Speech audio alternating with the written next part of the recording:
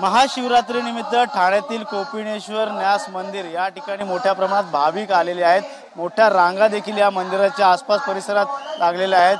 आजचा दिवस महाशिवरात्रीनिमित्त या ठिकाणी बाहेरून अनेक ठिकाणून ठाण्याच्या बाहेरून देखील अनेक भाविक या ठिकाणी दर्शनासाठी येत असतात, त्यामुळे मोठ्या प्रमाणात गर्दी आपल्याला पाहायला मिळते।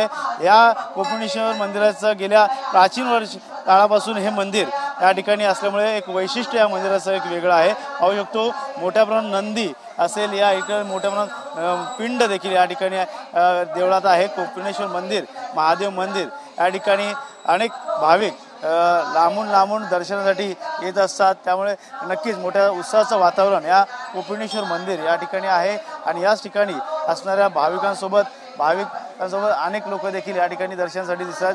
ज्येष्ठ नागरिक असतील, त्याचबरोबर अनेक लोक या रांगेत उभा राहिलेले आहेत।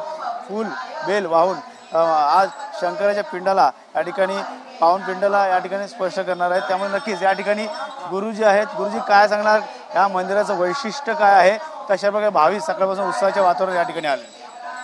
कोपिनेश्वर मंदिर देवस्थानचा सेक्रेटरी ट्रस्टी या नात्याने सर्वप्रथम मी सर्व भाविकांच्या या आजच्या या दिनानिमित्त मनपूर्वक अभिनंदन आणि स्वागत करतो।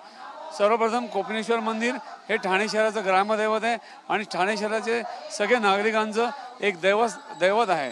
आणि त्यामुळे प्रतिवर्षाप्रमाणे किंवा कोपिनेश्वर मंदिरामध्ये महाशिवरात्र असो किंवा कुठलाही सण असो, धार्मिक सण असो, लोकांची गर्दी इथे रीग लागलेली असते।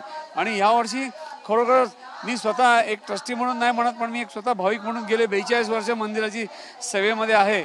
यावर्षी प्रथमच एवढी गर्दी झालेली आहे की पहाटे 3:30 वाजल्यापासून भाविकांनी इथे तुफान गर्दी केलेली आहे।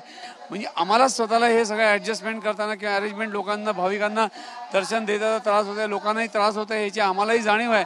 परंतु आम्ही त्यात प्रयत्न करतो आहे, कारण की आम्ही वरिष्ठ नागरिक 65 वर्षावरील त्यांना सेपरेट व्यवस्था ठेवलेली आहे, लेडीज आणि जेंट्सची वेगळी व्यवस्था केली आहे। आणि ह्याच्या व्यतिरिक्त इतर महत्त्वाच्या व्यक्ती असतील त्यांच्यासाठी आपण व्यवस्थित वेगळी अरेंजमेंट केलेली आहे। आणि नंदीची पिंड देखील, नंदी देखील मोठा दिसून येतो, या वैशिष्ट्य एक वेगळंच आहे मंदिरात। ठाणे शहराचं मी म्हटलं की ग्रामदैवत आहे आणि हे ठाणे शहरातली ही जी कोपिनेश्वर महाराजांची जी पिंड आहे ती जवळजवळ 4.5 फूट लांब आणि आहे, ती 3 फूट जवळजवळ रुंद आहे, 3-3.25 फूट। आणि त्याला एक इतिहास आहे, पेशवेकालीन ही पिंड आहे आणि त्याच्यामागे आख्यायिका आहे की आपला वैकुंठ चतुर्दशीला ही पिंड जी आहे ही तांदळाच्या दाण्या इतकी किंवा गव्हाच्या दाण्या इतकी तिळाच्या दाण्या इतकी वाढते आणि तेवढाच डिस्टन्सनी किंवा तेवढाच अंतराने नंदीसुद्धा पावलाने एक पुढे येतोय, अशी याची आख्यायिका आहे। आता मी गेले एवढ्या वर्ष मी सेवा करतोय बघतोय, पण ह्याच्या आधी कधी मला म्हणजे एवढी पिंड मोठी मला तरी वाटत नव्हती, पण आता या माझ्या 42 वर्षाच्या ह्याच्यात मी बघतोय की पिंडीचा आकार नक्कीच थोडासा वाढलेला आहे। आणि लोकांची म्हणजे जी काय आख्यायिका आहे किंवा त्याच्यामागे जे काय लोकांची भावना आहे ती खरोखरच त्याच्यामागे काहीतरी तथ्य आहे असं वाटतंय, असं मी इथे सांगू शकेन। भाविक म्हणून कसं बघतं आज दर्शन घ्यायला? आज दर्शन घ्यायला जेव्हा मी इथे आलो आणि हा जो उत्सव जो साजरा होतोय कोपिनेश्वर मंदिर ट्रस्टच्या यांच्या अंतर्गत हा जो उत्सव साजरा होतोय, भाविक म्हणून मला खूप आनंद होतोय, खूप समाधान आहे की खूप चांगली व्यवस्था इथे केलेली आहे। लोकांना पिण्याच्या पाण्यापासून इथे चप्पल स्टँडपासून आणि त्यानंतर इथे जे वयोवृद्ध जी लोक येत आहेत त्यांच्यासाठी वेगळी रांग केलेली आहे। आणि अशा पद्धतीने भाविक रांगेचा फायदा घेऊन कोपिनेश्वराच्या मंदिराचं खूप चांगल्या प्रकारे दर्शन घेत आहेत। हे नक्कीच आहे की यावेळी खूप जास्त गर्दी आहे, थोडासा वेळ लागतोय, पण खूप समाधान होतंय की आमचा वेळ जरी चाललाय पण आम्हाला कोपिनेश्वर मंदिराचं समाधानक असं दर्शन लाभतंय, त्याबद्दल ट्रस्टीचा धन्यवाद।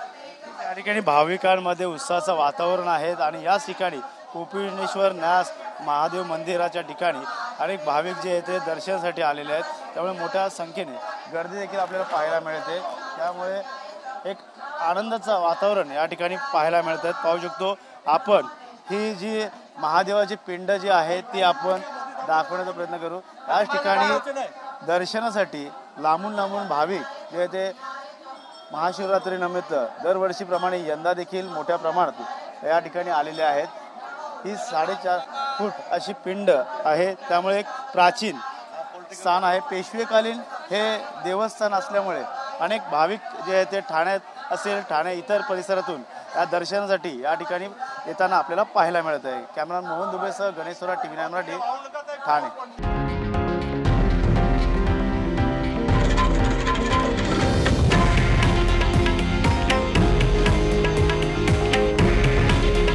हे आहे देशातील नंबर 1 न्यूज नेटवर्क आणि आपण पाहत आहात TV9 मराठी.